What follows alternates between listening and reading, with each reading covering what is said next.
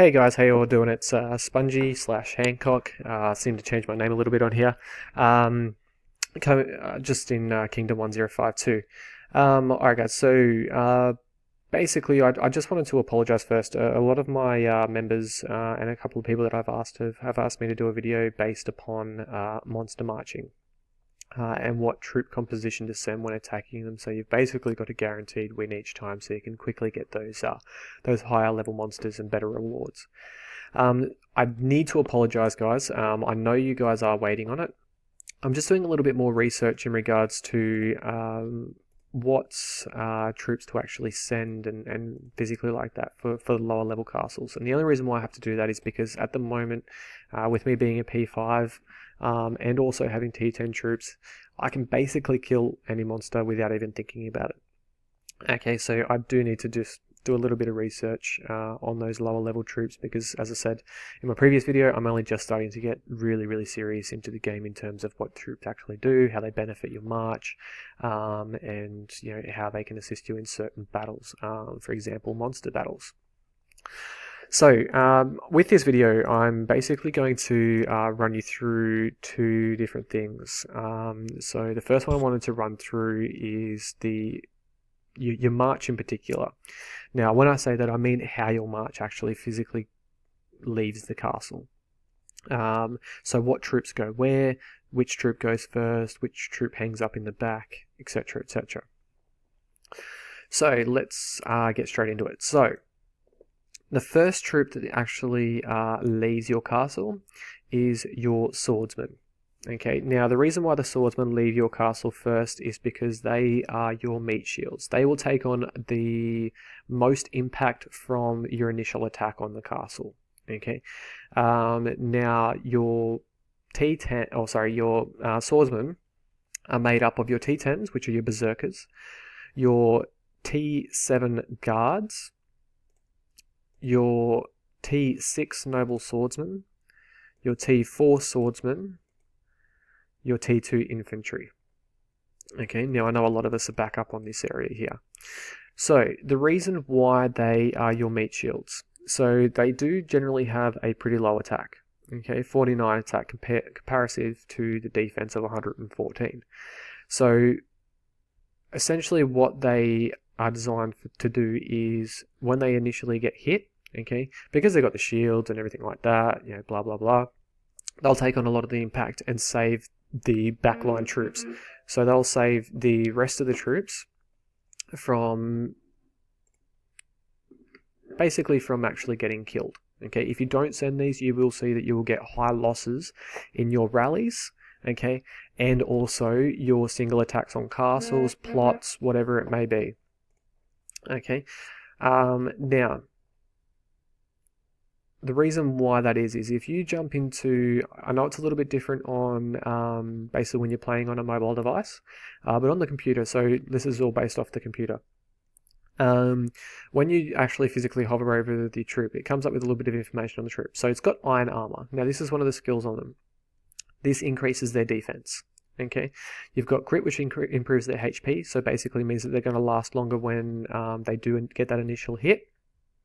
Okay, and they're also going to reduce damage from archers and crossbowmen. So because they're at the front, they're going to be the first ones to get hit from those from the crossbowmen and archers, which are sitting up further in your back line and shooting above the rest of your troops. Okay, so very imperative that you do send those. Now with the swordsmen, our guys generally say, especially in rallies, you have to send 10%. Okay, now 10% of your maximum march size. So at the moment, my march size is 152,000 without any buffs. And so on that basis, I would send 15,200 swordsmen. Okay, and it's very imperative that you do it. Okay, you will save a lot of your alliance members' troops by doing so if every single person in the alliance actually sends them, and also a lot of your troops when you're attacking single castles on your own. Okay. The next troop that actually comes in the formation is, believe it or not, in your siege engines. Now, there is two types of siege engines. The two types we have here are basically your your trebuchets, the ones that look like they're obviously destroying a wall, and the rams. So the rams, as you can tell by the avatar of the ram, they actually just look like they're about to take down, open up a castle's door essentially. So the second one's in the formation is your rams. Okay, now I'm not 100% sure why they are the second in the formation, but it's just the way that the game has made it. Now your rams have a very, very, very low attack. Okay, they only start to get a semi-decent attack when you get to the siege tower, and that's because they have a special ability in the T9 siege tower once you get your troops to P5. But I'll leave that alone because there's not too many of us in the 1052 who are P5. Sorry. Okay, so as you can tell by their stats here, you've got a low attack of 28, but they do have a rather high defense, so that they're essentially going to act like a meat shield as well. Okay, however, if you're using these when you're either sending to the supermine or just gathering resources off tiles on the kingdom map, one of their attributes is load. Okay, they've got one of the highest loads. Okay, regardless of which ram you go. Okay, it doesn't matter if it's the T6 or if it's the T2. They've all got that attribute. You've also got siege defense, so they get a better defense bonus during siege attacks. Okay, now that's attacking a castle. All right, so that's most likely one of the reasons why they're at the second. They're the second to leave, because they have that additional defense to sort of protect your troops a bit more, and armoring, high defense and high HP. So I'm guessing that's why they are sitting at the second troop line. Okay. Now from the rams there, we then go back into your barracks, and you have your pikemen. So your pikemen are made up of your T9 halberdier. You've got your T8 heavy pikemen, okay, your T5 pikemen. You can sort of get the picture as to which ones they are because they actually have a spear. So the reason why these guys are next. Now the reason why these guys are next is because they are very, very, very good against your cavalry. Okay, so as you can tell, they have a pretty good attack. Okay, so the T9's got 84 attack, and the T8 has 70 attack. They do also have a rather good defense in comparison to their attack and defense bonuses. So the defense on these guys in the T9s is 49, T8s is 41. Okay, but just remember, I do have certain stats on which will increase mine. Yours may look a bit different to mine. Sorry. Now with their stats here, so they've got a skill which is brutal attack. So this greatly increases the pikeman's attack. So basically deals more damage. They also have critical hit, have a chance to deal triple damage, which is very useful, and pike increases damage to cavalry.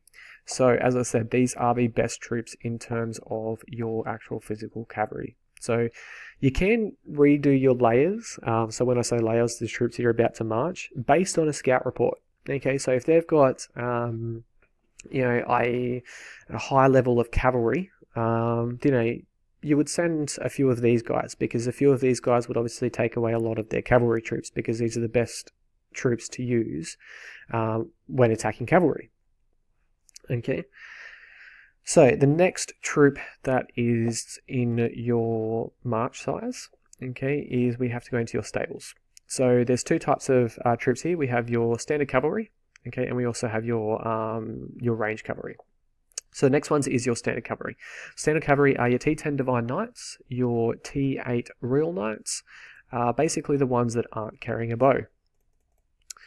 So these are the best troop in my opinion. Okay, if you've seen it from a few of my battle reports in 1052, these guys deal a crap load of damage. Okay, and the reason why they do so is because of their attributes that they receive. Now, not only being P5, but basically just their additional skill set. And as long as you have your Lord skill set up and a lot of your attack, your attack is based around cavalry. So the reason why they are so good is they have Deadly March. So obviously it increases the march speed. It's not really essentially a need when you're attacking a castle. However, they have a chance to miss damage. So if they're getting attacked, they have a chance to actually not take on any damage at all. Rather, they'll actually deal damage. And charge, a chance to attack enemy ranged troops. So basically, they will run flat out, and attack the enemy's ranged archers or basically ground archers or crossbowmen. So that's the next troop in that line. You then have your archer cavalry. So we go back on here. Strike archer, heavy cavalry archer, any of the avatars that carry a bow, they're the next ones. Okay, their range is sitting at 4. Okay, which is why they're sitting a little bit further back, because they can shoot that extra distance. They also have a pretty decent attack bonus as well. Okay, now these troops are good against resource battles. Okay, so always send a composition of your ranged horses when you're attacking anybody on a resource battle. Okay, you'll you'll kill more and lose less. Okay, your next troops during that, within your march is in your range. Okay, we're getting pretty close to the end of it here. Now the next ones here are going to be your marksman, your eagle archer, your archer guard, your elite longbowman, your longbowman, and that's it. Okay, so these guys are pretty brutal as well. Okay, especially when you get up to sort of around the T8, T10 mark. All right, so basically they have a really high attack. So it's not as high as some of the other troops, but it is still pretty high, and I think these troops are just as important as every other. All right, so their attributes, so attack bonus to units except infantry. Okay, so when you're attacking, they will damage, say, cavalry. Both formations of cavalry. They'll also do a little bit of damage to the sieges. They'll do a little bit of damage to the sieges, but obviously not as much as they're a bigger unit. So that's basically what they're designed for. You then, after that, have your crossbowmen.